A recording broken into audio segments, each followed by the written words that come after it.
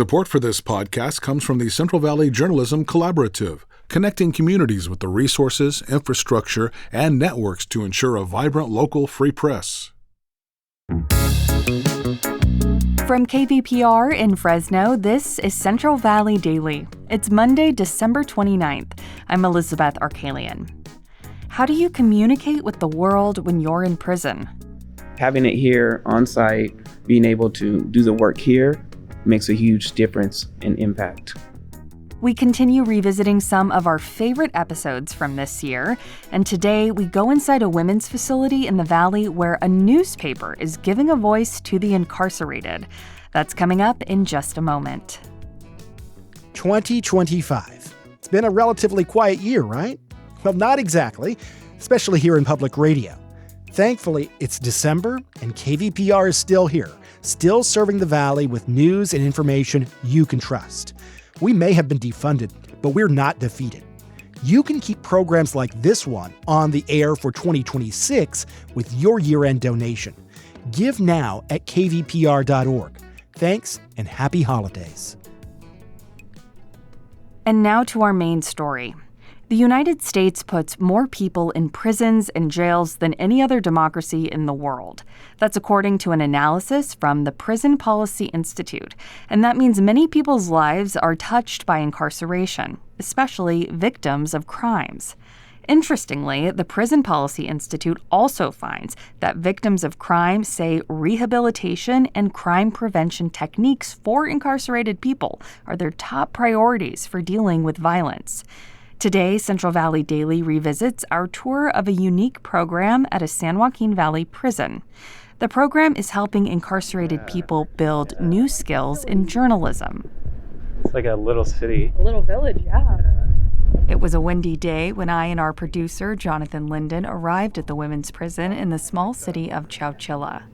We're here to visit with the Pollen Initiative.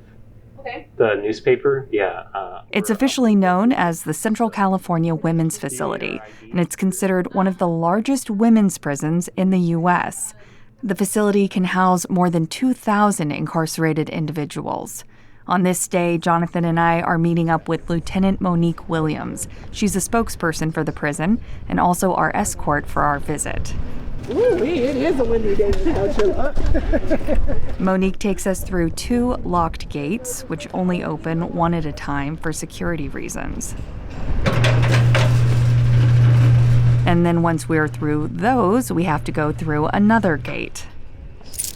I'm actually opening the gate for another line of defense. Once we've made it through all those security measures, we finally meet up with 2 individuals who are actually incarcerated at this prison. We meet them in the prison's media center. So we are standing in TV studio, which is an area of the prison reserved for our media. It's combined with our media specialist who puts movies on our TV channel throughout the institution, and he also takes pictures and has other responsibilities. In what used to be a small classroom, which is now our newsroom. That's Amber Bray. She's the editor-in-chief of a newspaper being produced inside the prison. This kind of looks like a college classroom, right? Like an education classroom. And that's the voice of Kanoa Harris-Pendang. He's another incarcerated person at this facility. Kanoa is the managing editor of the newspaper, which is called The Paper Trail. We were interested in learning more about this unique operation inside this prison in Chowchilla.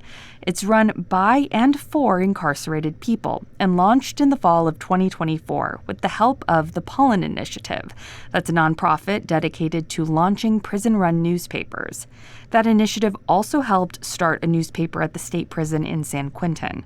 Amber starts us out by explaining why the idea for a newspaper came to be.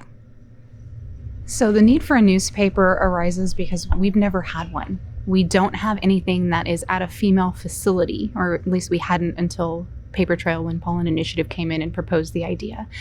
Prior to that, it was San Quentin. That's all we had was San Quentin news. So the women's voices and stories were not heard. So we wanted to be able to amplify that and show what we're doing here to better ourselves and how we even better the community, which many people don't know. And so, like Amber said, there wasn't anything prior to Paper Trail. And the females relied on outside sources. And so having it here on site, being able to do the work here, the interviews here, and get the ladies' voices out makes a huge difference and impact. So, what does your process look like for putting together an edition? So we accept pitches from our contributing writer, from our board members, to see what stories are feasible. What can we put out? What is of interest to the population and to our outside readership. From then, the writer writes their story, sends it back. That gets sent out for outside edits. Once it comes back from the editor, then the writer will come and work on it, address whatever points need to be addressed, and send it back out. And if it's good to go, then it gets published. And who's your audience? We pretty much have, I think, 3 audiences. We have the inside population. We have our outside community members and people throughout the world who are reading it. And then we have the staff, because we're also highlighting some of how we interact with them, because we can't do a lot of what we do if we didn't have support from the staff.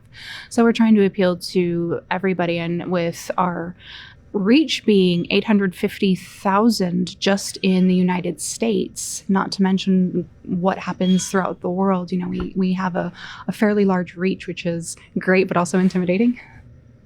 So I know you print a physical paper too that's circulated here at the prison, and then it's online as well. Is that how people outside the prison are reading your work?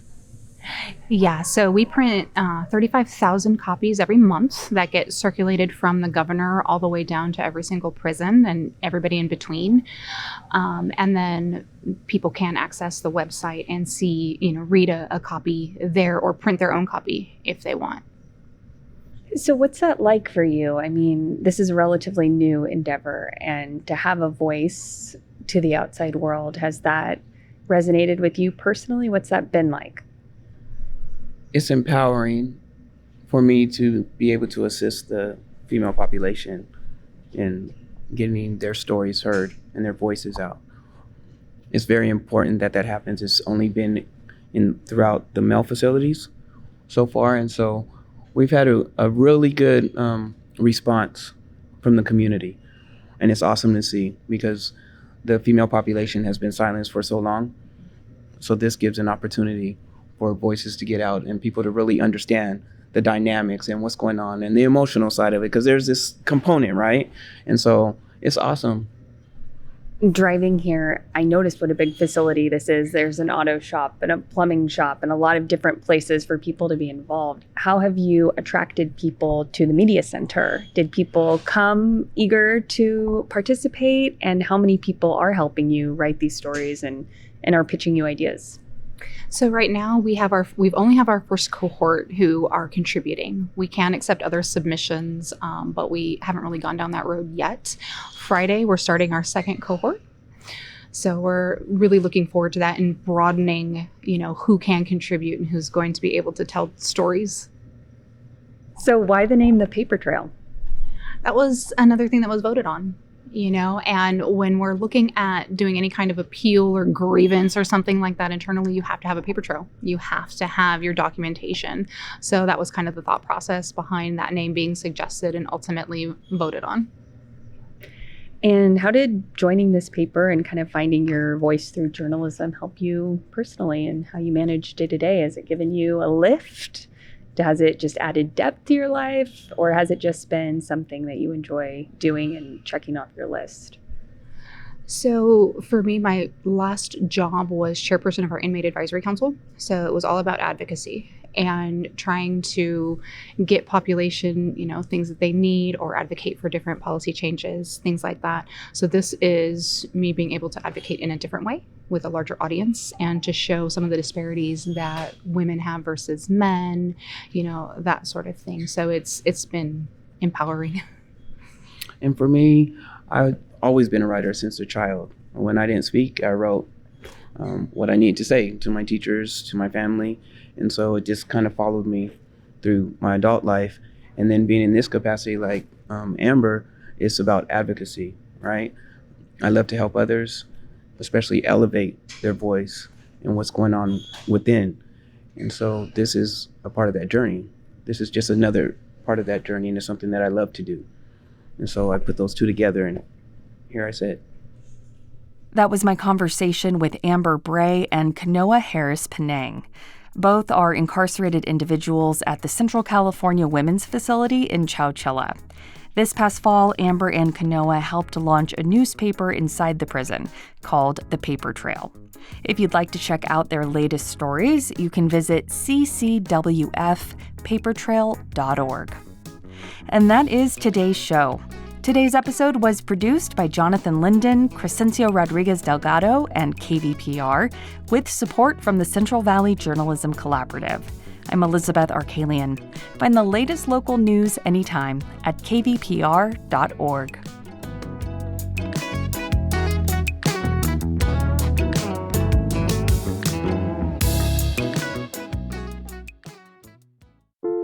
How does AI even work? Where does creativity come from? What's the secret to living longer? TED Radio Hour explores the biggest questions with some of the world's greatest thinkers. They will surprise, challenge, and even change you. Listen to NPR's TED Radio Hour wherever you get your podcasts.